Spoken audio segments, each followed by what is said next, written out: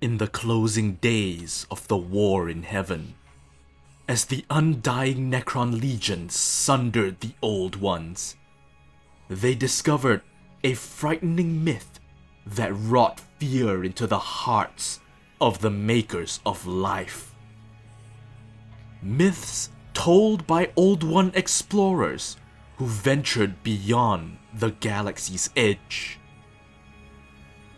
They spoke of annihilation given form, of a gross perversion of life, devoid of the benevolence the Old Ones so treasured. A paradoxical entity, one yet many, many yet one. It was life devoid of love and wonder, only hunger. It was the end of all life as they knew it, yet the birth of life, of a single, unified entity. It was called the Hungering Oblivion. Few of the immortal Necrons saw any value in this myth, but it was the archivist, Trazyn the Infinite, that preserved this text even as the Old Ones were annihilated. Brought before the Silent King, Trazyn presented these texts as trophies, which were replicas of course, to commemorate their victory over their hated enemies. Zarek cared not, however, as he had yet another war to prepare for, to see the Necrons divested of their spiteful gods. But at the end of it all, as Zarek ordered the Great Sleep and exiled himself to the stars, he ventured far into the night to seek penance for his failure. And that was when he encountered them, the Hungering Oblivion. In the void between voids, they prowled. They were even more horrifying than the Old Ones had described. Just as the accursed Catan hungered for souls, so too did Oblivion. And as a bright psychic beacon echoed across emptiness, the Hungering Oblivion took notice, and the ire of the Unmaker turned its head towards his galaxy. So it was that Zarek ended his exile, not out of fulfillment, but out of necessity. For the Hungering Oblivion came for all, both the living and the unliving. As the Silent King crossed the threshold of his realm, he reawakened his most loyal Maynarch dynasty and charged them with delaying oblivion. This is the story of one such battle across the galaxy, as the Necrons rise to face the threat of the Tyranids, to delay them long enough for Zarek to complete his Pariah Nexus project in this narrative battle report. The mission is Insurgency from the Tyrannic War Crusade mission pack. There are 4 objective markers on the table. Each of them represents unprimed explosives. But in this context, 3 of them represent biostructures that the Tyranids are using to tyrannoform the world, while 2 of them represent Necron Blackstone pylons, similar to the ones in the Pariah Nexus, which will nullify and cut off synapse when they are activated. Units from both sides can perform an action, to activate them in the case of the Necron attackers, or to deactivate them in the case of the defending Tyranids. Points are only scored at the end of the game. The attacking Necrons score 20 victory points for each activated objective marker, while the defending Tyranids only score 15 victory points for each deactivated objective marker. And so both sides will need to maintain control over the objective markers until the very last moment.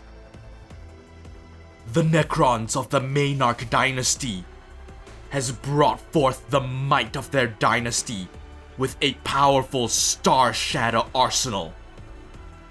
Led by an overlord, Akhmet the Jackal Prince, leading his elite guard of 10 Lich Guard with war scythes. With him is a Plasmancer, leading a phalanx of 10 Immortals with Gauss Blasters, accompanied by a unit of 3 Tomb Blades, and a Doomsday Ark from the dynasty's Vaults of War. Not all of Akhmet's fiefdom emerged from the Great Sleep with their sanity intact, and so his Reclamation Legion is accompanied by 2 units of 6 Scorpic Destroyers, as well as a unit of 2 Locust Destroyers and 1 Locust Heavy Destroyer armed with a Gauss Destructor. And to round out the list, at Zarek's behalf, a unit of 5 Triarch Praetorians and a Triarch Stalker have been ordered to oversee Akhmet's successful reawakening. Opposing the undying legions is the horde of living flesh of High Fleet Leviathan, who have just descended upon this uninhabited jungle world, which just so happens to be a Necron tomb world. And as such, the High Fleet musters a vanguard onslaught, led by a winged Tyranid Prime, leading a brood of 6 melee warriors, who have descended to the surface at the behest of a brood lord, leading a brood of 10 Genestealers, accompanied by 2 Lictors, and a brood of 3 Von Ryan's Leapers. The Hive ships have also deployed a brood of 10 Gargoyles, 10 Hormigons, and 2 broods of 10 Termagants. Supporting them is a brood of 5 Barbgons, a brood of 3 Ranged Warriors, a brood of 3 Zoanthropes, an Exocrine, and 2 individual Carnifexes with Brainleech Devourers and Scything Talons. The Necrons will need to watch their every movement, or face annihilation by this fast-moving Tyranid army. For this scenario, I am also playing with my own custom jungle terrain rules. The thick foliage surrounding the creek bed is so dense that units are unable to shoot any targets that are within the terrain unless they themselves are within 18 inches of the target. While it may seem a little excessive, jungles in real life are equally dense, such that you can barely see 20 meters ahead of you, as you can see from this footage of a jungle road near my office. Aside from that, this terrain also gives the benefit of cover. Thick vegetation is a lot hardier than you think it might be. This jungle covers the deployment zones of both sides, while the creek in the middle is treated as open board space with no special rules of any kind. With that, the battle begins, with the defenders automatically being given the first turn. But before that, scout moves are made. As the Triarch Stalker and Tomb Blades lumber forward. They scout onto the objective.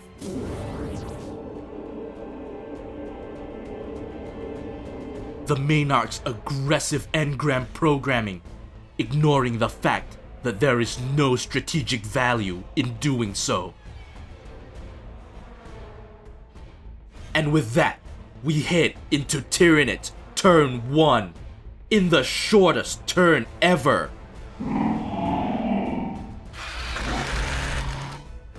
As the Lictor retreats back towards the swarm,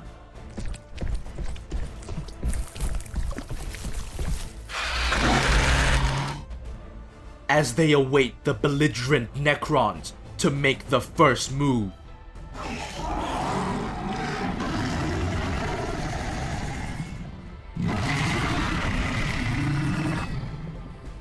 Which they shall in Necrons turn 1.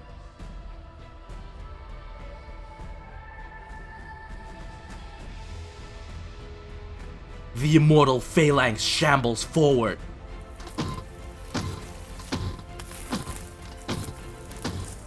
Parading Necron supremacy at the fore of the battle line, diverting attention away from the Tomb Blades who begin priming the Blackstone pylon.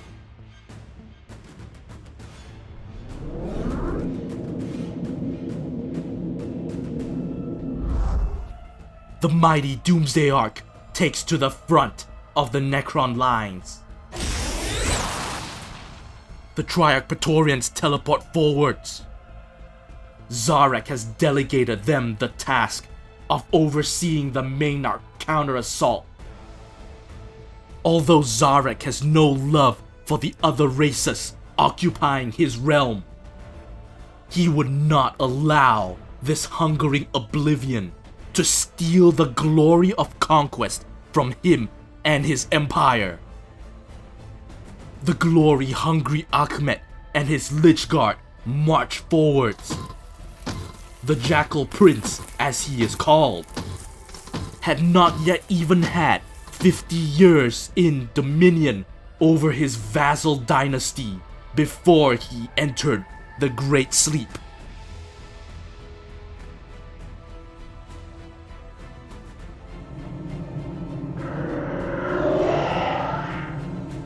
The destroyers slam their heads against the pylons in an effort to activate it.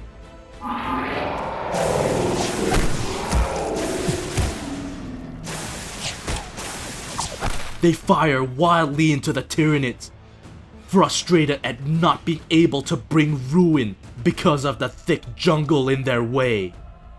Despite their callous attempts, the destroyers complete the action and activate the pylon, priming the explosives on the objective.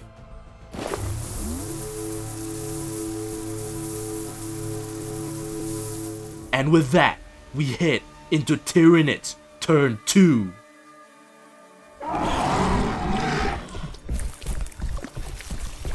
A lictor suddenly charges out of the creek bed. It has its ire set on Akhmet.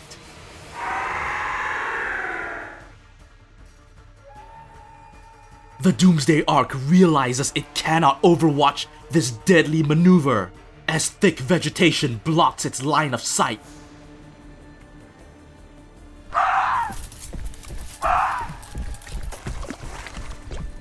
The Vermion's leapers leap into the water, as the Exocrine thunders behind them to provide fire support.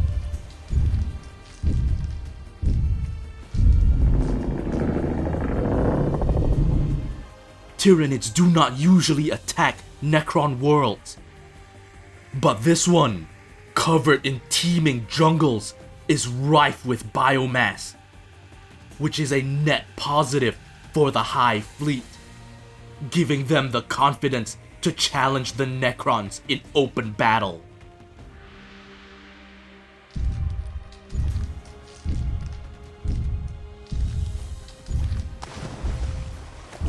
The stomping Carnifex sends violent ripples across the creek. The Bardgons take firing positions at the riverbed.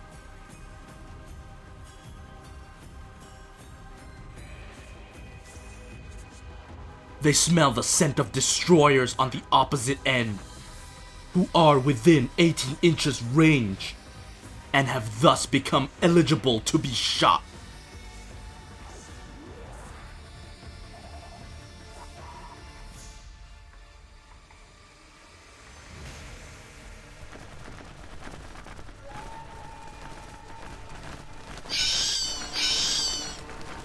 Gargoyles dive into the jungle from the skies above.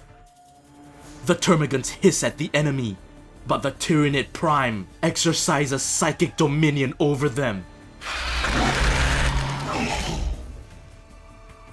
The Tyranids, with unmatched speed and mobility, are able to charge and reclaim any objective controlled by the Necrons. The patient predator need only wait for its prey to make a blunder.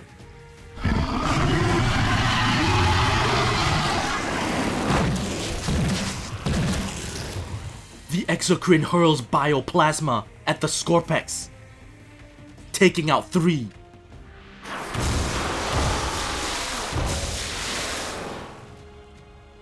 Followed up by the Barbgons.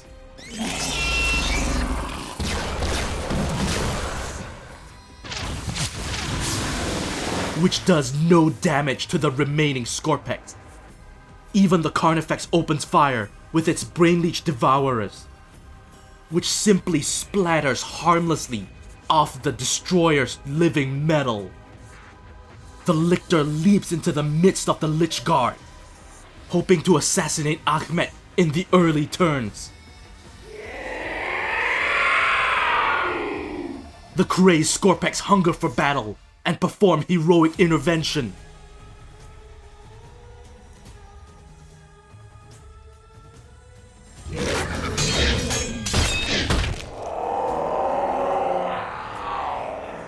Ahmed miraculously survives on 2 wounds remaining. Ahmed's honor was almost sullied, and he will now exact vengeance.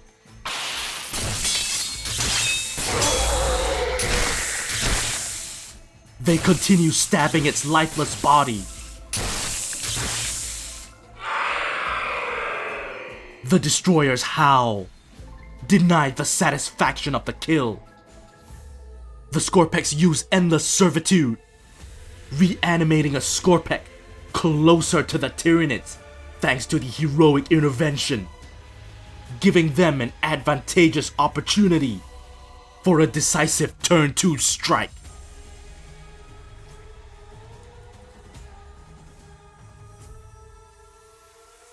Reanimation protocols begin, and another Scorpec is brought back, threatening the Leapers with a charge.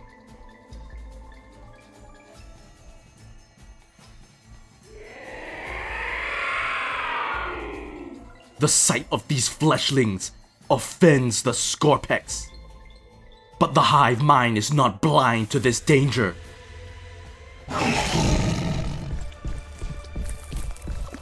It triggers the stratagem Hypersensory Cilia, moving the Leapers and the Gargoyles to move block the Scorpex from tagging the exocrine, denying the Scorpex the devastating charge they were hoping for. But the Scorpex are content enough just to annihilate lesser beings.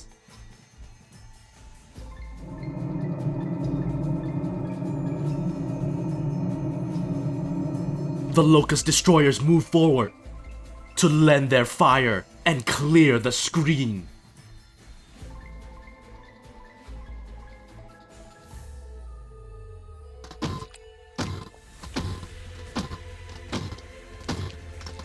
I will tear you from your shroud. The warrior elite of the Maynarch march to dominate the center of the battlefield. Shielded by their Doomsday Arc from unexpected charges, forcing the Tyranids to go around.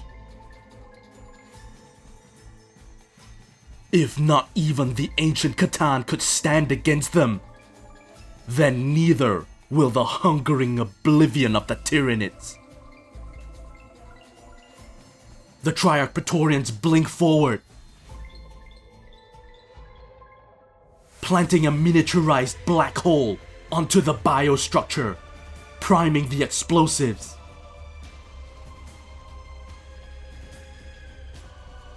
A second unit of Scorpex chases after them.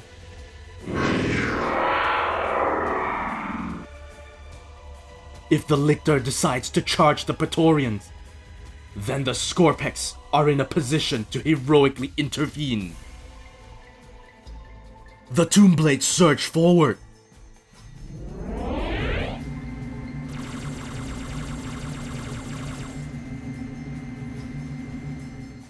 Screening out the Triarch Stalker.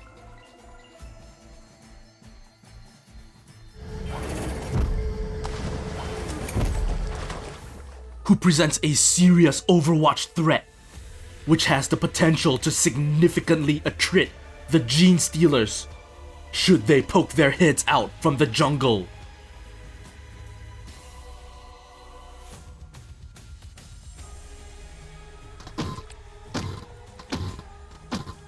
The Phalanx of Immortals follows after them. Reality twists and shifts as a squad of Deathmarks emerges from a pocket dimension with a target set in their sights.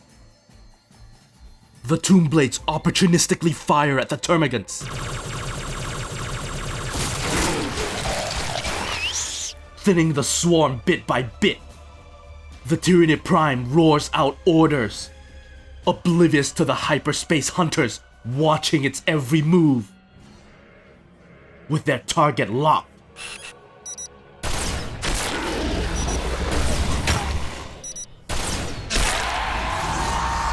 the Prime barely survives on 2 wounds remaining, re-rolling its armor save. The Triarch Stalker swivels its heat ray towards the Carnifex and unleashes a caustic beam of death. It does 5 wounds to the Carnifex, not enough to kill it, triggering a massive 8-inch blistering assault move.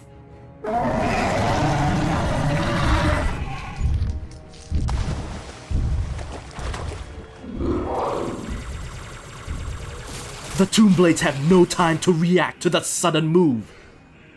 I see you. But the Plasmancer and Immortals are in range. They unleash fury upon the Carnifex.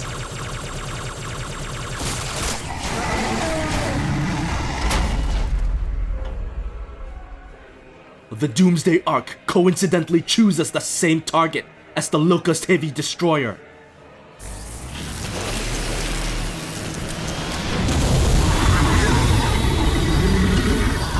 Rupturing the innards of the exocrine and showering the swarm in bioplasma with its deadly demise.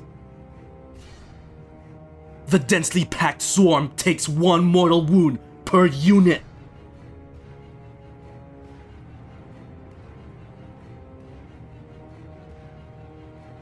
The Scorpex slam into the Leapers, caring not for their fight's first rule.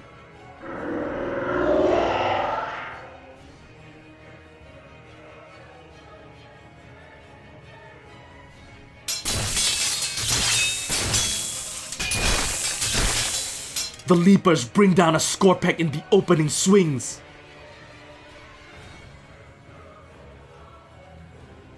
But now the Scorpecs fight back.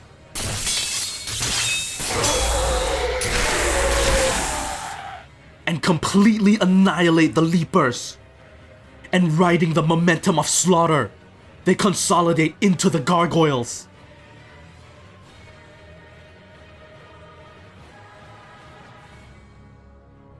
Which inadvertently prevents the Carnifex from moving through the tiny gap. Turn 2 has proven to be decisive for the Necrons, as they have almost utterly collapsed the Tyranids' right flank. But the Hive Mind is a crafty entity, and recognizes it simply has to deny the Necrons control over the objectives to prevent them from priming the explosives. How will it respond in Tyranids turn 3? The gargoyles fall back from the Scorpex.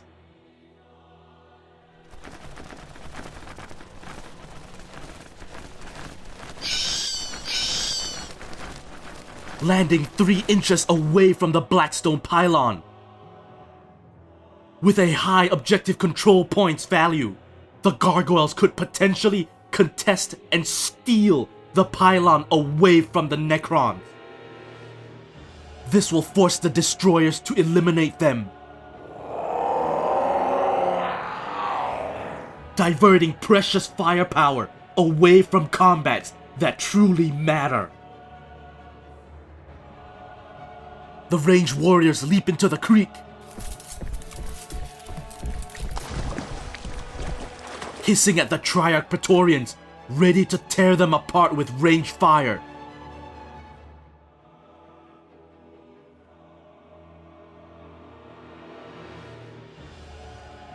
The lictor slinks out from behind cover.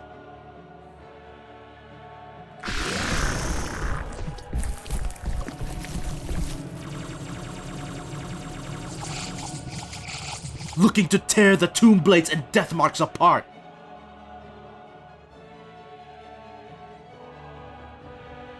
The termagants swarm over the objective to contest it in the Necron's next shooting phase.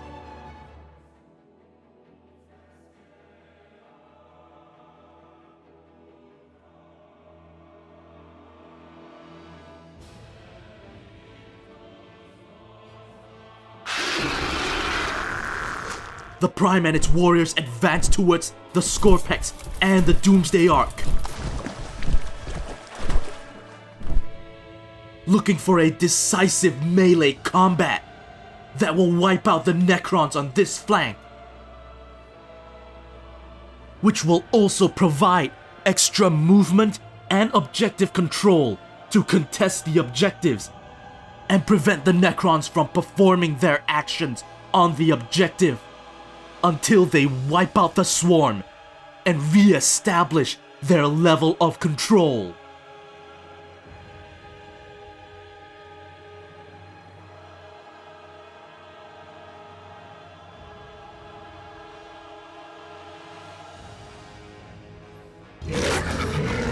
The Broodlord and his Gene Stealers break from the jungle.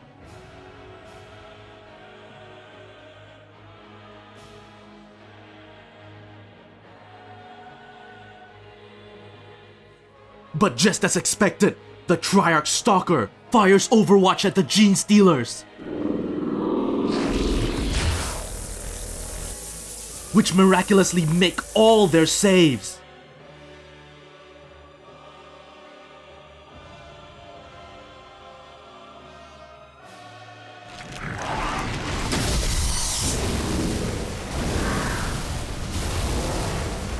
The Zoanthrope's Warp Blast wipes out the Tomb Blades. The Hive Mind pushes synaptic orders to the Termagants, Ranged Warriors, and Barbgons, who all concentrate fire on the Triarch Praetorians.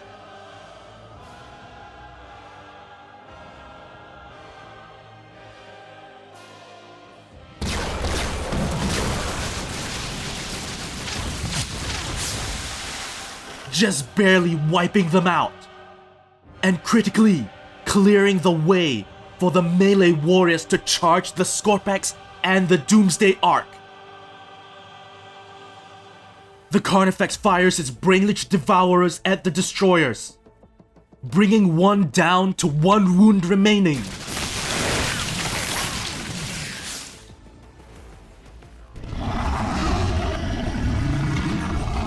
But its true target was the Scorpex, as the Hormagaunts also charged them, and now out-OC the Scorpex on the objective.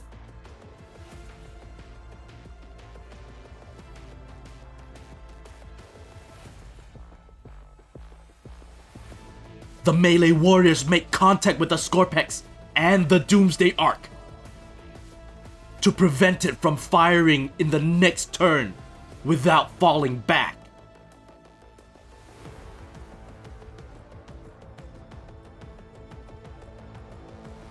The Gene Stealers charge the Death Marks, who will be easily slaughtered, allowing the Gene Stealers to consolidate into the Triarch Stalker.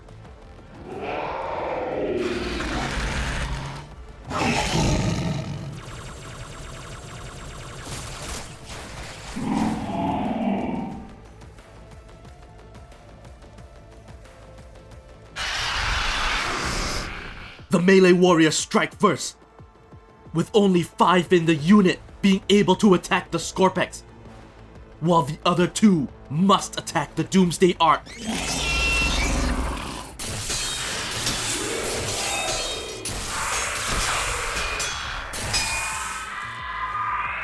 The Scorpex are almost torn to shreds by the warriors, but somehow one survives on 1 wound remaining, while the other 2 warriors only strip off 3 wounds from the Doomsday Ark. The Scorpex flails wildly, killing 1 warrior. Seeing the oncoming horde, the Deathmarks attempt to retreat into their pocket dimension, but the Gene Stealers are too fast and drag them back out into reality, completely ripping them to shreds and consolidating into the Triarch Stalker. And its 2 damaged limbs actually kill 2 Gene Stealers. Monstrous scything talons clash against Hyperphase Sword.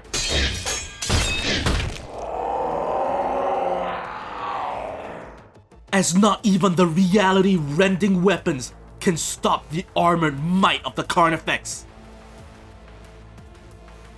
But the monster fails to do enough damage, and 2 Scorpex are left alive.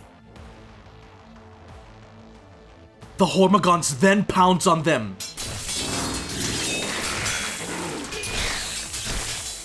and manage to bring down 1. But in a whirlwind of rage, it rips apart 4 Hormagons. This turn has proven to be utterly decisive for the Tyranids, but unfortunately, damage that would have broken other races would not break the back of the immortal Necron.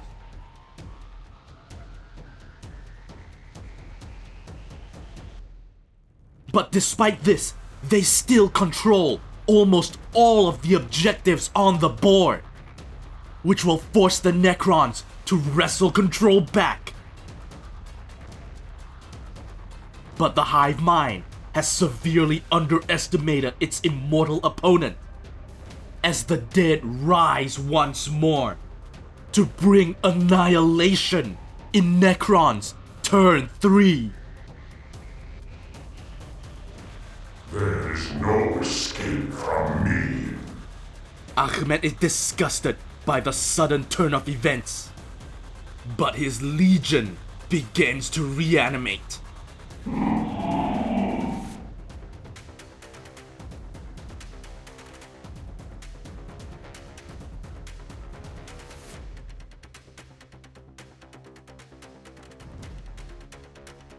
The Lich Guard march towards the warriors.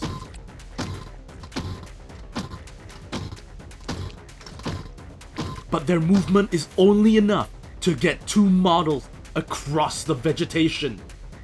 But the Lich Guard are still just barely within 2-inch coherency of each other. I actually measured this, and this move was only just possible.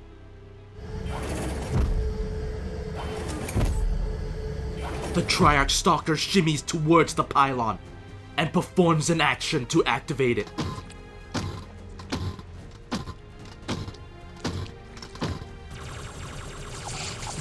Only half the Immortals have line of sight to the Gene Stealers.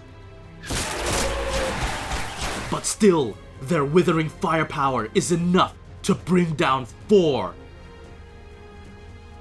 And the Plasmancer's living lightning brings down another.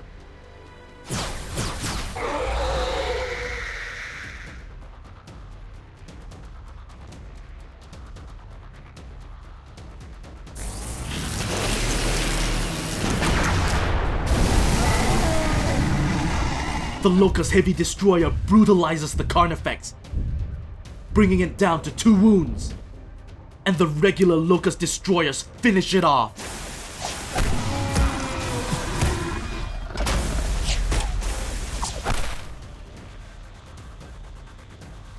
While the Gargoyles are annihilated by the Doomsday Arch shooting.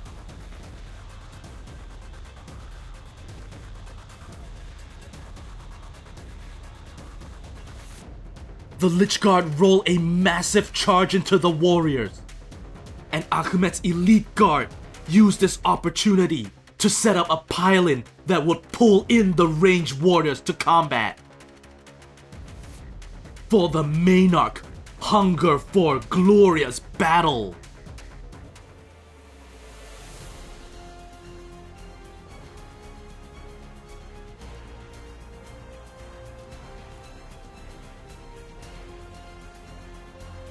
Ahmed uses the stratagem Epic Challenge to fight the Tyranid Prime. He slaughters a warrior.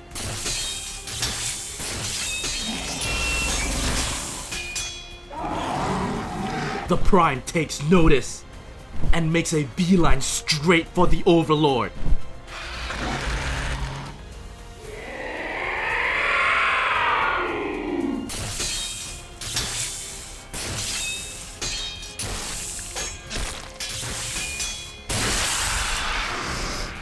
Ahmed gloats over his victory, stabbing the Prime's body over and over again.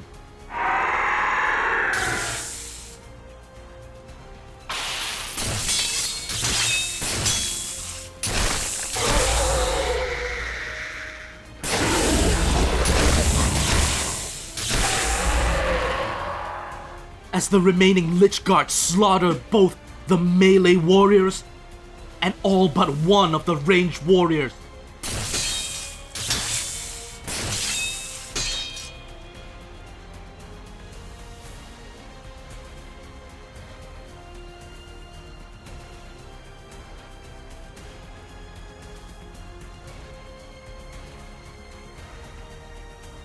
They consolidate into the Termagants. And with that, the bellicose Overlord has all but broken the back of the Tyranid army, as they are poised to march into the Tyranid backline. The Hormigons tear apart the reanimated Skorpek, but they are torn to shreds in return. Though the battle might soon be lost, the hive mind still has ferocity left in it in Tyranid's turn 4.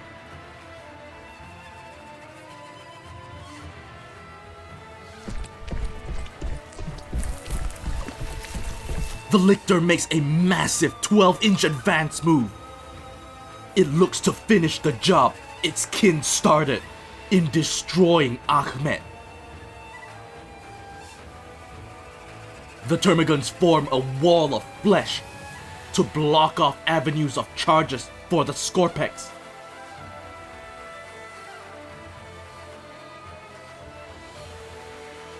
Before the Gene Stealers can slink away, the Triarch Stalker fires Overwatch with its Heat Ray. It does 2 wounds and brings down 1 Gene Stealer. But now the Immortals are threatened. They are unable to bring their guns to bear in time.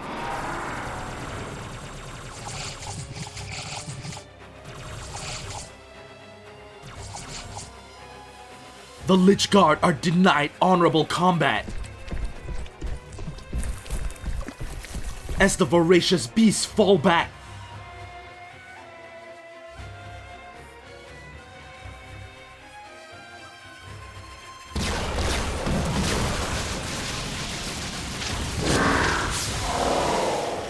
As a hail of barbed seed pods from the Barbgons kill 3 Lich Guard.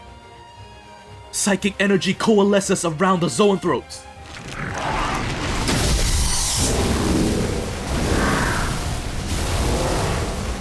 The remaining immortals are easy pickings for the Gene Stealers, as the Necron battle line is charged.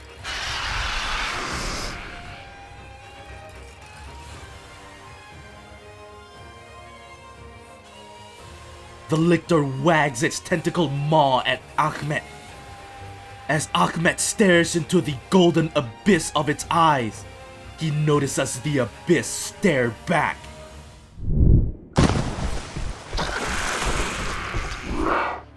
The Overlord hefts his blade to meet his challenger.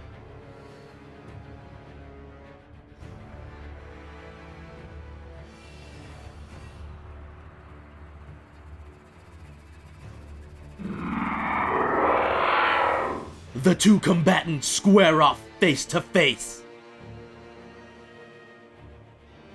The spark of a greater sentient being meets Achmet's deathless gaze. No words are exchanged, only the clash of blades.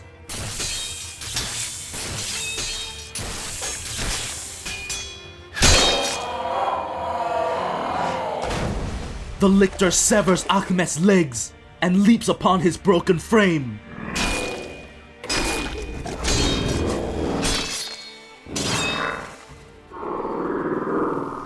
With damage critical, his body initiates recall protocols. It impales a pair of them that try to avenge him. Even past immortal metal, the lictor senses the frustration of the Lich Guard. The last Hormagon is slaughtered, and the Scorpek consolidates towards the objective.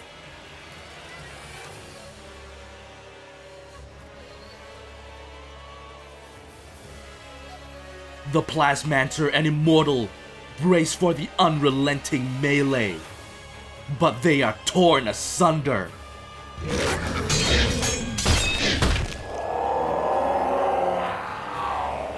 The Broodlord does not bring a swift end to the Plasmancer, but instead, it is almost like the beast is toying with him, hacking away at its limbs and its faceplate. Though he no longer feels pain, the Plasmancer feels something worse. Shame at the utter disrespect this fleshling shows by mutilating his body. A powerful sweep from the war scythe amputates the warrior's maw, killing it. And the other Lich Guard turn their attention to the lictor. They impale its body with uncharacteristic rage,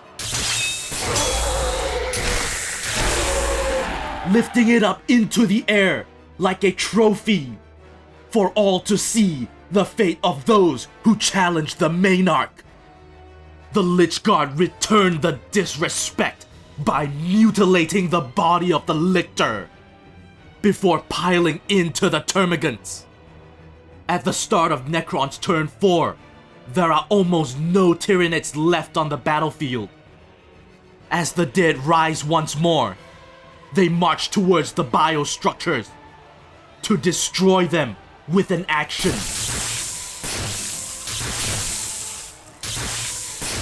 The next few turns are truncated as the rage-fueled Necrons annihilate the Tyranids.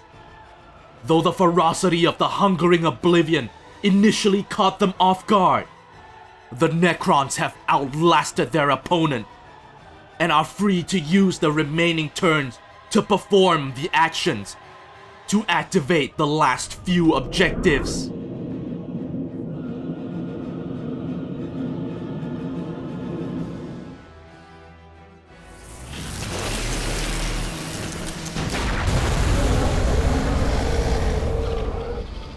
As the screaming biostructures are vaporized into a cloud of burnt flesh, the Tyranids no longer pose any threat, and the Necrons simply cull the Horde.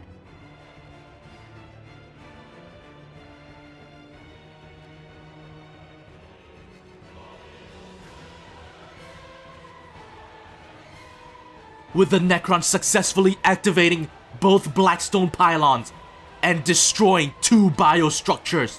This long battle is finally brought to a close, giving them 80 victory points, all decided in the final turn, as the Hungering Oblivion is stopped in a hard-fought Necron victory.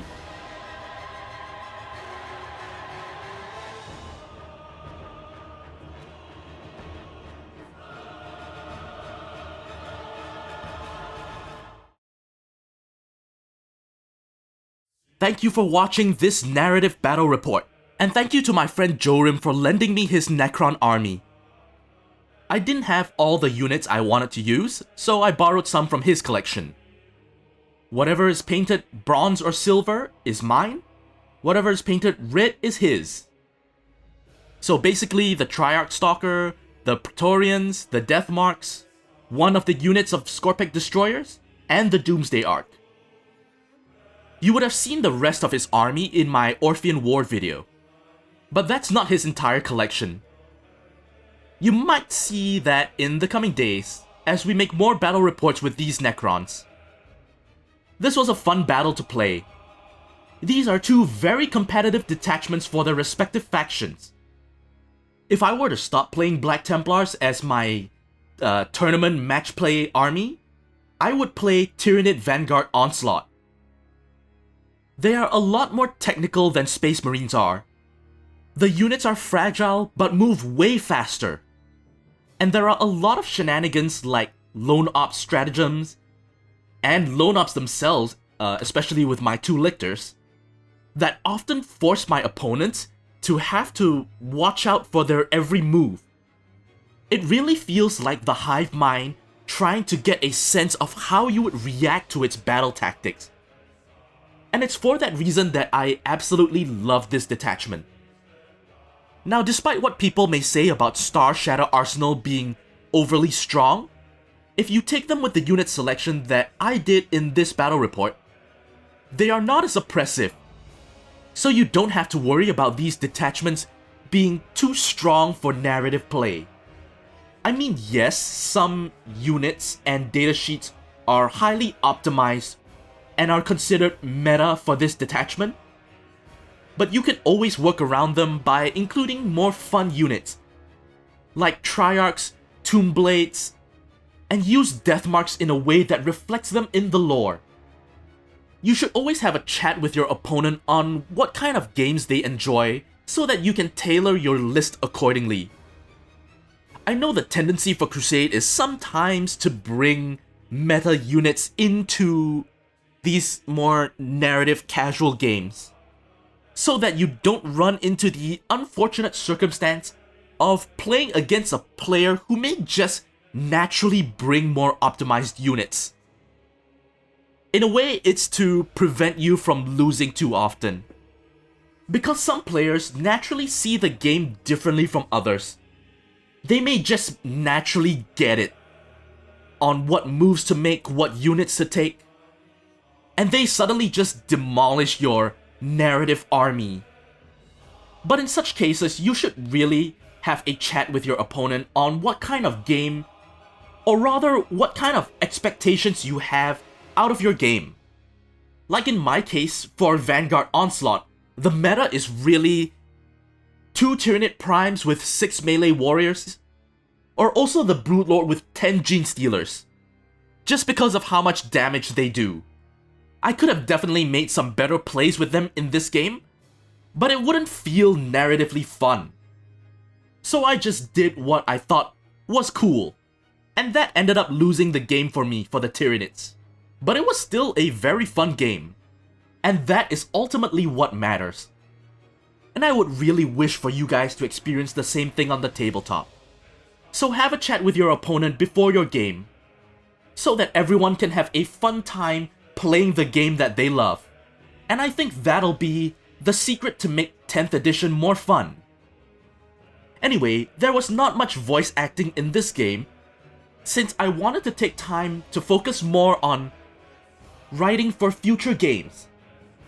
Thank you very much to the voice actors and writers who have reached out to me ever since the last narrative battle report. And I'm excited to start producing some of the content that they have written.